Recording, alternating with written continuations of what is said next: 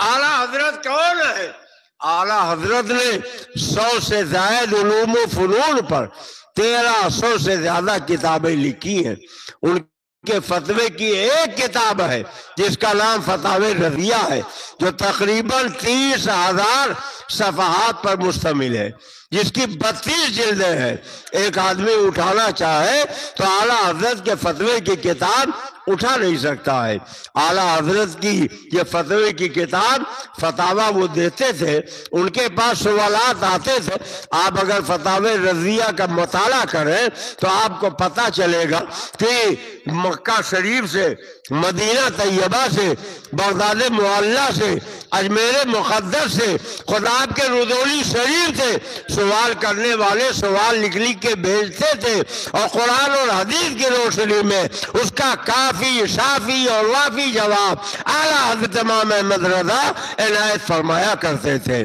آپ کے رضولی کے کئی سوالات کئی سائلوں نے یہاں سے لکھ کے بھیجے، اور آج ان کا نام فتاوی رضیہ میں چلی حرفوں میں لکھا ہوا ہے، اور اس کا جواب قرآن اور حدیث کے روشنی میں اعلیٰ حضرت نے دیا، جس سے ان کی تشفی ہوئی۔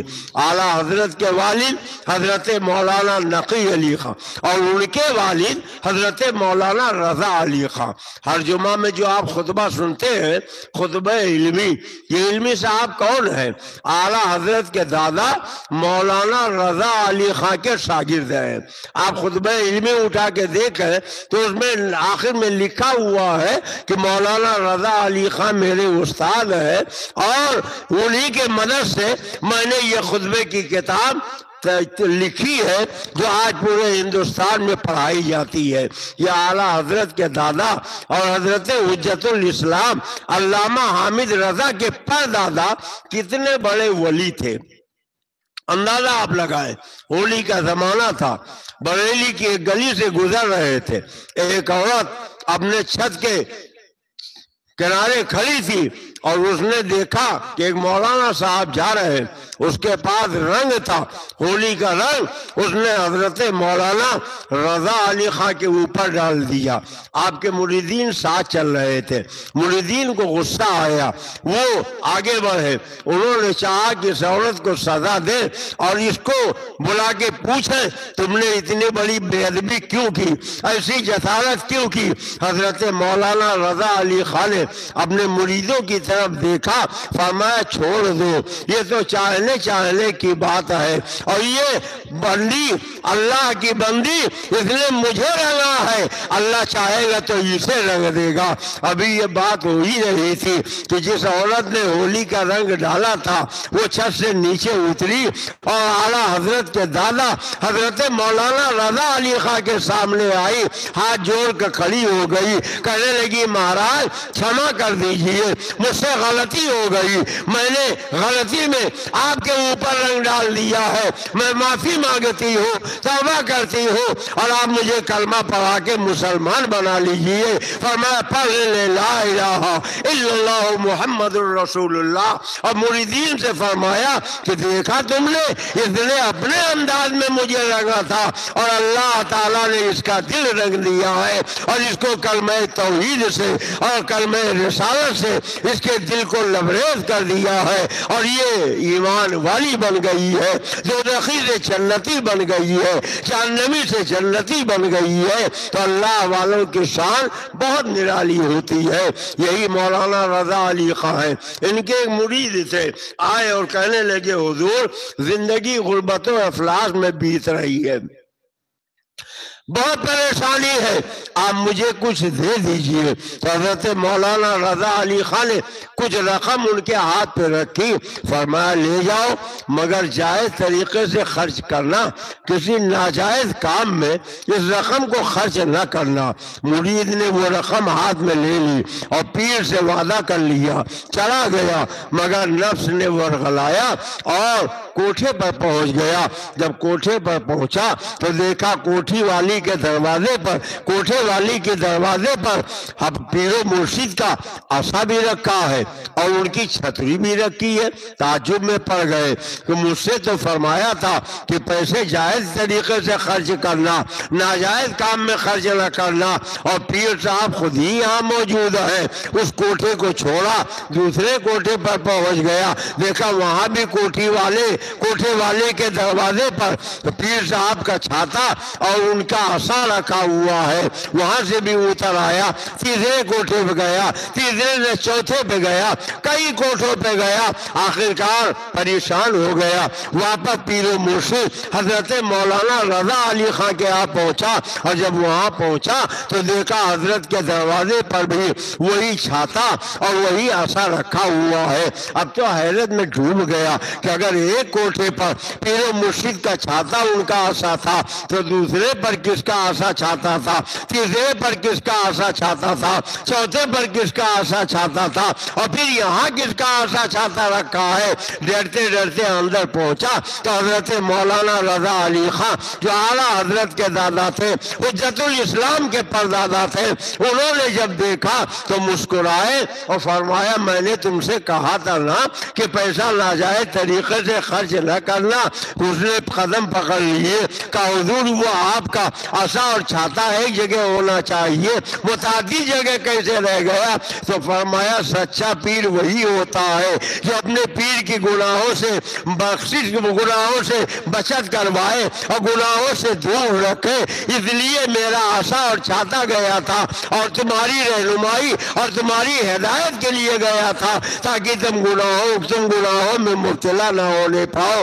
بات یہ ہے کہ چاہے وہ اعلیٰ حضرت کے دادا مولانا رضا علی خان ہو, چاہے اعلیٰ حضرت کے والد مولانا نقی علی خان ہو, چاہے اعلیٰ حضرت امام احمد رضا ہو, چاہے اعلیٰ حضرت کے شہزادگان ہو, سب اپنے وقت کے بہت بڑے قطب تھے, بہت بڑے ولی کامل تھے, مگر علم فقاہت نے اور علم دین نے اس میں ایسی چادر اوڑھ لی تھی کہ جس کے سائے میں اور جس کے اندر سارا کمال ان کا چھپا ہوا تھا. ورنہ میں آپ کو بتاؤں اس وقت دنیا میں اسلامی سب سے بڑی یونیورسٹی کا نام جامع ازہر مصر ہے, جہاں 55 لاکھ طلبہ 32 ممالک کے زیر تعلیم ہے. وہاں کے ایک عربی شیخ ہے جن کا نام ڈاکٹر خالد ثابت ہے. انہوں نے اعلیٰ حضرت امام احمد رضا پر جب ریسرچ کیا, اعلیٰ حضرت کی عربی کتابیں پڑھی, اعلیٰ حضرت کے حالات زندگی کا مطالعہ کیا, تو انہیں اعلیٰ حضرت کے اندر ولایت و کرامت اور قطبیت کے جلوے نظر آئے. انہوں نے ایک کتاب لکھی, اس کتاب کا نام رکھا من اقطاب الامہ, یعنی امت کے قطب, اور اس میں 3 قطبوں کا تذکرہ کیا. ایک تو سوڈان کے قطب تھے, دوسرے مصر کے قطب تھے, تیسرے انڈیا کے قطب تھے. عربی زبان کی یہ کتاب 300 صفحے کی تھی. 75 صفحے پر سوڈان کے قطب کا حالات لکھے, 75 صفحے پر مصر کے قطب کے حالات لکھے, اور 150 صفحے پر اکیلے انڈیا کے قطب کے حالات زندگی کو تحریر کیا.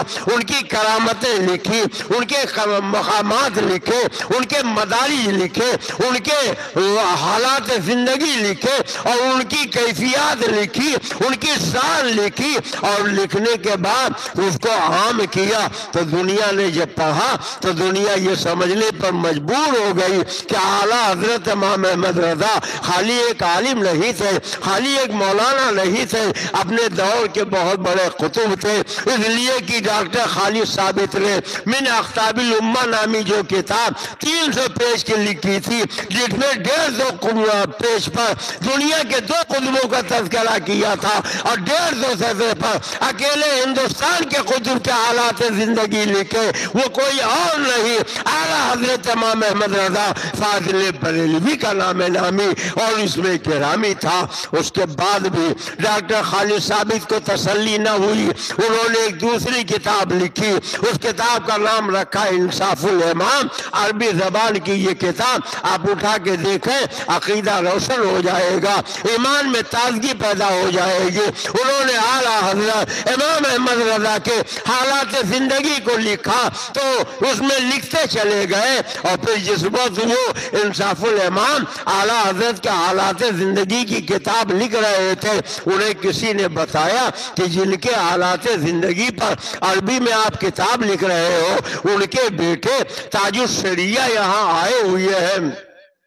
ڈاکٹر خالد ثابت کہتے ہیں میں تاج الشریعہ سے ملاقات کے لیے ان کی قیام گاہ پر پہنچا تو ڈاکٹر خالد ثابت کہتے ہیں خدا کی قسم جب میں نے تاج الشریعہ کا چہرہ دیکھا تو مجھ کو تو ایسا لگا کہ پورا مصر ان کے انوار و تجلیات سے جگمگا رہا ہے، اور کہتے ہیں میں نے جب ان سے عربی میں گفتگو کی تو ایسا محسوس ہوا کہ جیسے کوئی خالص فصیح و بلیغ عربی بولنے والا، عرب کا رہنے والا بات کر رہا ہو۔ ان کی عربی زبان سننے کے بعد میرا ایمان اور زیادہ پختہ ہو گیا، اور پھر میں نے اعلیٰ حضرت امام احمد رضا کی کتاب میں اور بھی محنت و مشقت کر کے حالات زندگی لکھے۔ انہوں نے ایک بات لکھی ہے، اس کو آپ غور سے سنیے۔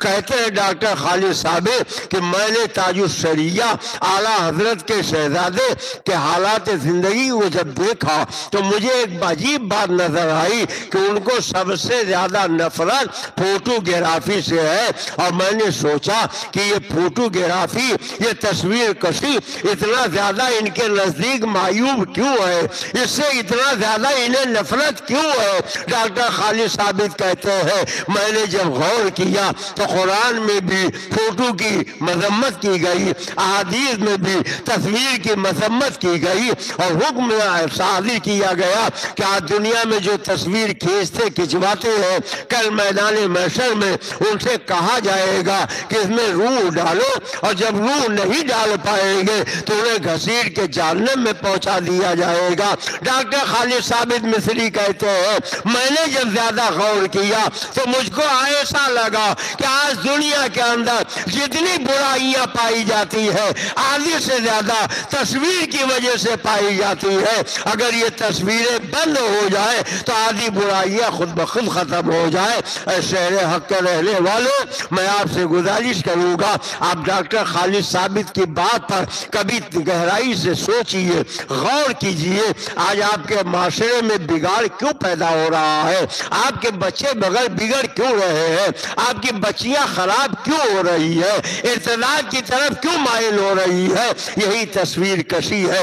آپ تو اپنے بستر پر سو جاتے ہو مگر رات کے 2 بجے تک آپ اپنے بیٹے بیٹیوں کو دیکھو، اللہ ماشاء اللہ اکثر آپ کے بیٹے بیٹیاں جاگتے ہوئے نظر آئیں گے، ان کے ہاتھ میں تصویر والا موبائل ہوگا۔ یہی اتنا نہیں، آپ تو گھر کے بستر پر آرام کرو گے، وہ کہیں باہر میدان میں بیٹھے ہوں گے، نالی کے کنارے بیٹھے ہوں گے، کسی پارک میں بیٹھے ہوں گے، کسی پیڑ کے نیچے بیٹھے ہوں گے۔ کیا کبھی آپ نے یہ جاننے کی کوشش کی کہ آپ کا بیٹا یہ رات میں 2-2, 3-3 بجے تک موبائل میں کیا دیکھتا رہتا ہے، کیا کرتا رہتا ہے؟ آخر اس کی مصروفیات کیا ہے، کن باتوں میں وہ مشغول رہتا ہے؟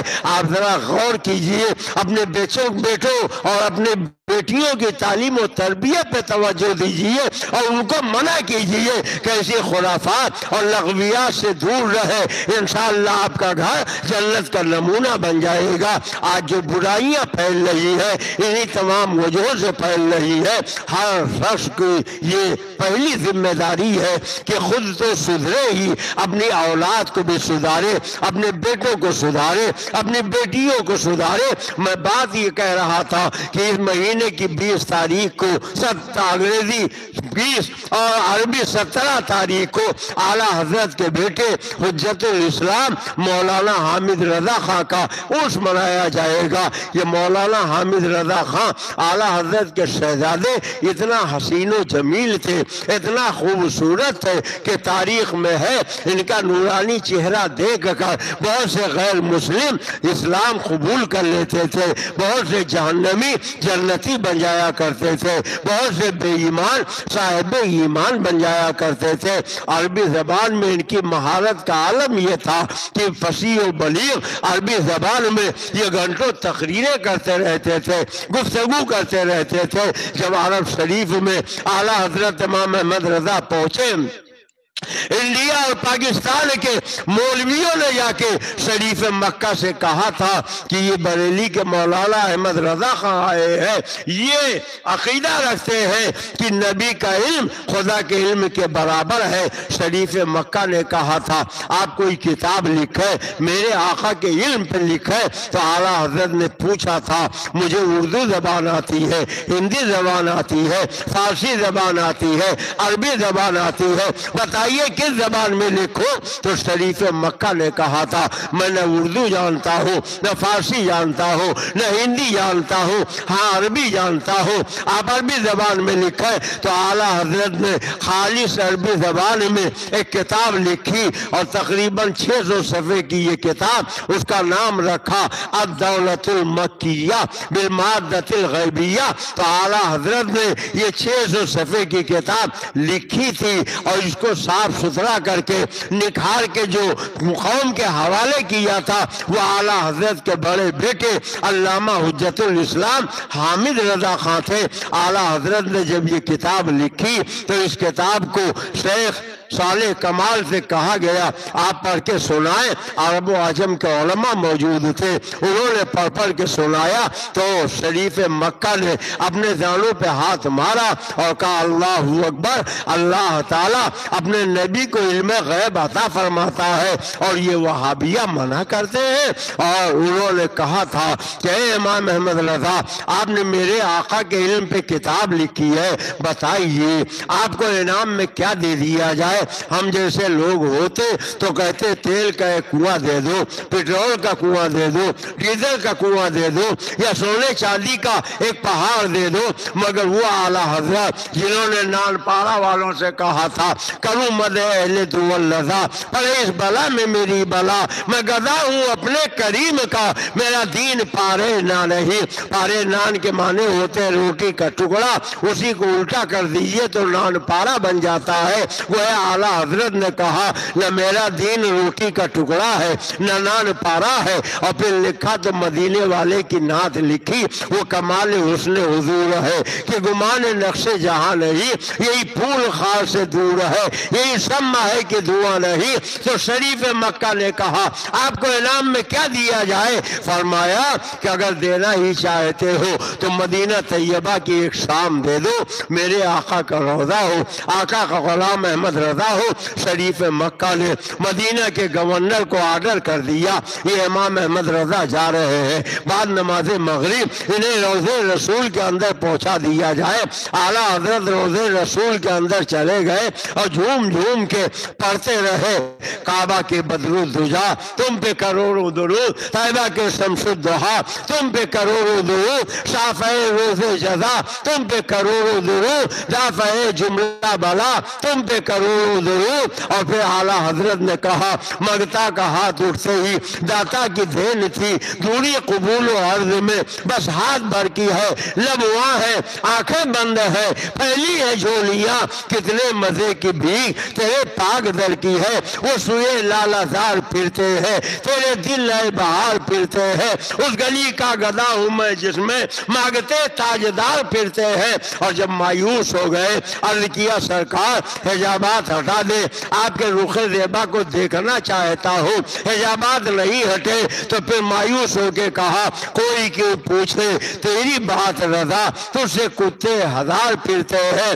پوچھتے ہیں وہ تیری بات رضا جن کے کتنے ہزار پھرتے ہیں، جن کے سیدہ ہزار پھرتے ہیں۔ حجابات ہٹ گئے، ماتھے کی نگاہوں سے مدینے کے تاجدار کا جلوہ دیکھا، اور جب مدینے والے کو دیکھا تو بے ساختہ پکار اٹھے پیش نظر وہ نوبہار، سجدے کو دل ہے بے قرار، روکیے سر کو روکیے، ہاں یہی امتحان ہے، جب تک ہوش باقی رہا سر روکے رہے، اور جب دنیا ہوش و خرد سے بے نیاز ہو گئے تو فرمایا بے خودی میں سر دے دریا تباہ، جو کیا اچھا کیا پھر تجھ کو کیا، اور ان کے جانے پاک پر دل جانو مال نج دیا، سب تج دیا پھر تجھ کو کیا۔ اللہ تبارک تعالیٰ اپنے محبوب ولیوں کے نقش قدم پر چلنے کی ہمیں توفیق عطا فرمائے، ولیوں کے احترام اور ادب کرنے کی سعادت نصیب فرمائے۔